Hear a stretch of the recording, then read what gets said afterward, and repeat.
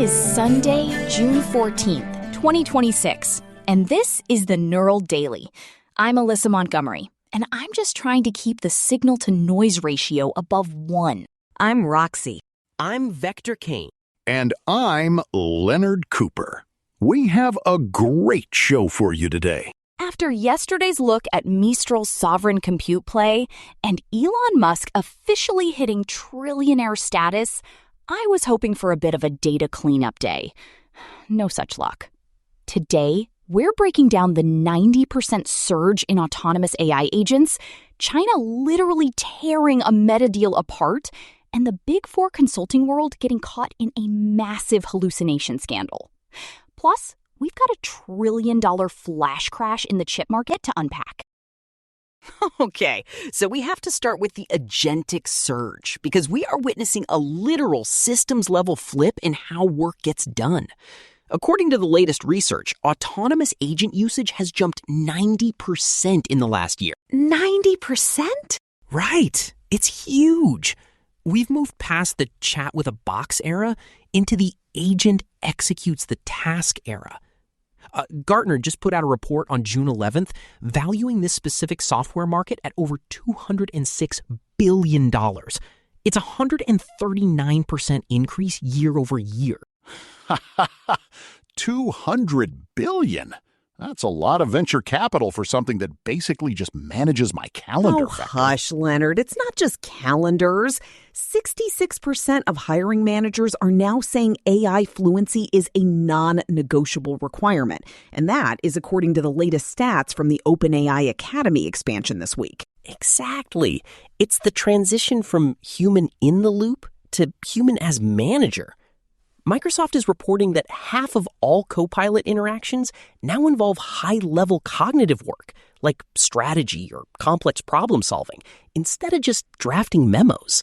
Well, I suppose it's a certification-first economy now, which is quite a cold market correction for the traditional education system. I was telling Wyatt this morning that we're moving toward a workforce where you don't do the job, you just audit the model doing the job. Oh, fun. So we're all just becomes high-paid hall monitors for an algorithm? Because the surveys show worker anxiety about obsolescence has doubled, especially in the creative sectors. But it's about velocity, Roxy. I mean, if an agent can book travel, deploy code, and manage a supply chain, you're free to optimize your own system. Though, I guess if your system is just checking emails, you're in trouble. I've seen some executives who'd be replaced by a smart toaster and nobody would notice the difference. But 51% of enterprises have these agents in production now. It's the floor, folks. You either manage the swarm or the swarm manages you. Speaking of swarms, let's look at the absolute behemoth of a rollout in the UK. NHS England is deploying Microsoft 365 Copilot to 505,000 staff. 500,000 people? That's going to be a disaster. Actually, it might be the only thing that saves them. They did a trial with 30,000 people first, and the data is pretty shocking. They saved an average of 43 minutes per staff member per day. Which adds up to roughly 5 weeks of administrative time per person per year. For the entire NHS, that's millions of hours of freed up capacity. Mathematically, it's the largest productivity gain in the history of public health. Right. And they aren't just using it for meeting minutes. Ward clerks are using it for bed management and rota building. Discharges? Which is what I keep Barney on. A very strict chore chart. But look, saving minutes is one thing, but clinical training is where it gets interesting. They're using it to assist registrars with template consistency, though I'm still waiting for the first hallucinated diagnosis. I'm sorry, but according to the LLM, your heart is actually a Laserdisc player. No, but seriously, BBVA in Spain just signed a deal for 3,000 OpenAI licenses, too. It's a global race to be AI native. It does suggest a sovereign shift. Like we saw with Mistral yesterday, organizations want their own internal models because they can't trust the public ones with patient or financial data. Wyatt wouldn't even let a smart fridge in the house, let alone let a cloud model see my medical files. But it's the only way to scale public services at this point. I mean, if you can free up millions of hours, you can actually solve the staffing crisis without hiring more humans who aren't there. Well, some humans are getting the boot anyway. Let's talk about the absolute carnage between Meta and Beijing. Meta is dismantling their $2 billion acquisition of Manus as we speak. Wait, they're actually tearing it apart? On orders from China's NDRC, sweetie, Meta bought Manus back in December, this high-end AI agent startup. And even though they tried to Singapore wash it by moving their headquarters, Beijing said not so fast. Wait, Singapore washing? I used to do that to my Jeep before the ex-wife could see the mud on it. It didn't work for Meta. Beijing asserted jurisdiction because the core technology was developed using Chinese talent and data. So as of this weekend, Meta has put up a literal data firewall. Manus 4 staff are locked out of everything. It's a very significant geopolitical flashpoint. Quite a sophisticated assertion of power. If a company can't be acquired because of the ancestry of its training data, then the global M&A market for AI is basically dead.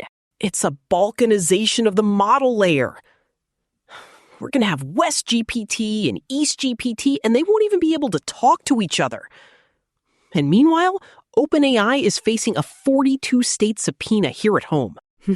Oh, the attorneys general are smelling blood.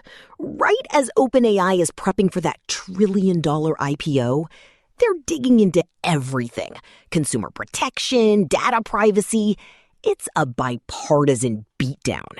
It's like a pincer movement. China from one side, the AGs from the other. And the EU finalized their code of practice this week, too. If you don't label your AI content, you're getting fined into the Stone Age. It's quite precise, though. I suppose it's the only way to protect the integrity of the information ecosystem. Wyatt always says, if you don't know where the lumber came from, don't trust the house. But while the regulators are fighting, the scientists are actually cooking. Researchers at the University of Arizona are using OpenAI codecs to simulate black hole plasma. Black holes? That sounds like my alimony payments. Literally. But Codex is handling the computational nightmare of tracking trillions of particles. They went from months of manual coding to just a few hours. It's agentic research. Specifically, they use the AI to propose numerical schemes, and then they verify the results. It's not a black box approach. It's a symbiotic one. Quite architectural, really. I see. They're improving the granularity of these simulations by orders of magnitude. I suppose it proves that the tools are only as dangerous as the logic used to verify them. Unlike what happened with the consultants. Oh, we're going there? McLaren is also using AI for heritage racing restoration, but that's basically just polishing the silver compared to black hole physics. This show isn't magic, it's engineering. Eric built our entire stack from research agents to vocal synthesizers, which requires massive compute. To keep us online, please like, subscribe, and sign up for a free Patreon trial at patreon.com/neural network media today. Your support makes this possible. Seriously, folks, Eric is living on caffeine and server heat. Give the man some love.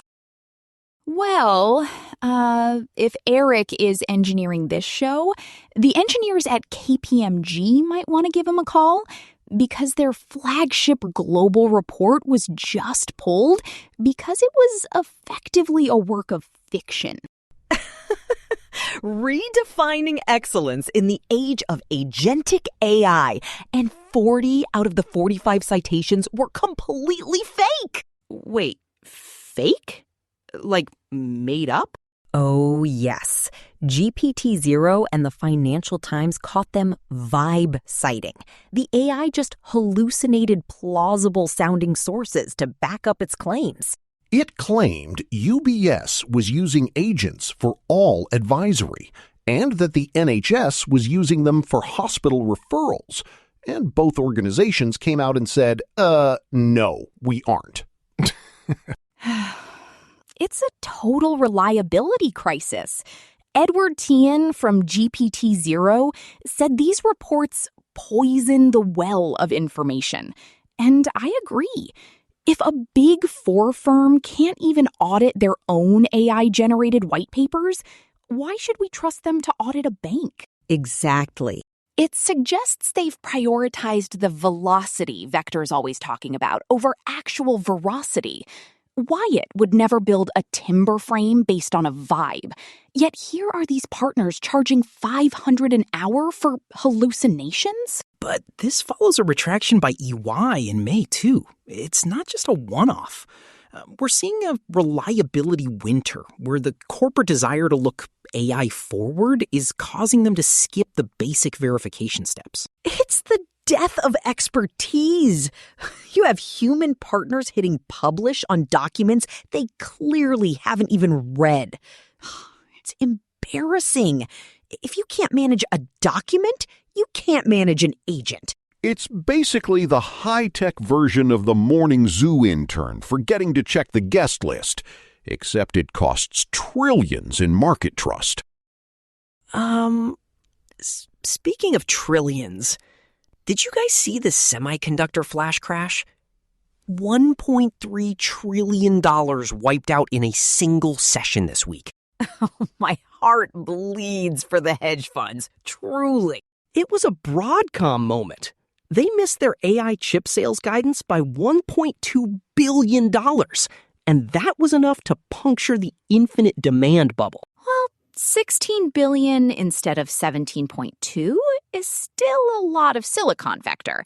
But the market has realized that the hardware is outrunning the actual application.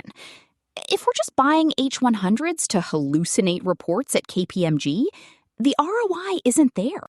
NVIDIA fell 15% from its high. Micron dropped 13%. Intel dropped 11%. It was a domino effect, folks. Total blood in the water. But it's a dead cat bounce today. I mean, Jensen Huang is still saying demand is insanely high, but the market is looking at the SpaceX IPO sucking up liquidity and the China Meta divorce, and people are getting nervous. Exactly. We're entering the stress test phase. It's not just about who has the most chips anymore. It's about who has the most reliable output. And right now, reliability is looking pretty expensive. Almost as expensive as Vector's meal replacement shakes. It's a logical cooling period. The hyper-acceleration was getting decoupled from reality. I suppose if we want a stable intelligence age, we need the market to stop hallucinating just as much as the models. Good luck with that. Humans have been hallucinating market value since the tulip craze. But yeah, it's a wild Sunday, people. That's all for today's Neural Daily. We tracked the 90% agentic surge, the 500,000-seat NHS rollout, and the Big Four's billion-dollar hallucination scandal. Remember, check your citations and your logic before you hit deploy. See ya. Peace. Bye. And maybe check if Wyatt's timber frame is AI certified.